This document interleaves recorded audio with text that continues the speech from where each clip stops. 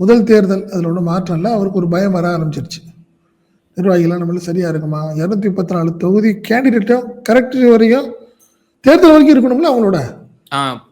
கடைசி நேரத்தில் பிஜேபிக்கு போயிட்டாங்க. அதே மாதிரி திமுகவுக்கு போவோம், அண்ணா திமுகவுக்கு போவோம். ஸோ அதுக்கான வேலைகள்லாம் நடக்கும். இதெல்லாம் அவர் தெளிவாக பண்ணணும். ஏன்னா அசிங்கமாக போயிடும்.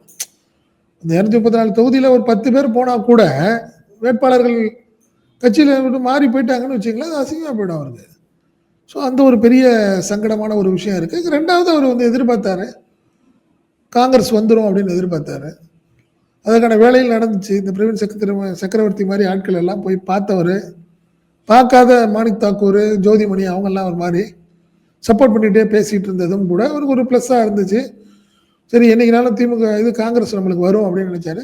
குறிப்பாக பார்த்தா ராகுல் காந்தி அவர் வந்து அவருடைய ட்விட்டாக இருக்கட்டும், அவருடைய நட்பு அப்படிங்கிற மாதிரி ஒரு சூழ்நிலையெல்லாம் இருக்கும்போது அவருக்கு ஒரு மாதிரி ப்ளஸ்ஸாக இருந்துச்சு. பட் இப்போ சிபிஐக்கு ஆஃபீஸுக்கு போயிட்டு வந்ததுக்கப்புறம் காங்கிரஸ் இல்லைங்கிற முடிவு அவருக்கு வந்துருச்சு. அவர் காங்கிரஸ் இல்லைன்னு சொல்லலை, பட் என்னை பொறுத்தவரை ரெக்கார்டிகளை விஜய் வேண்டான்னு ஒரு முடிவு பண்ணிட்டாரு.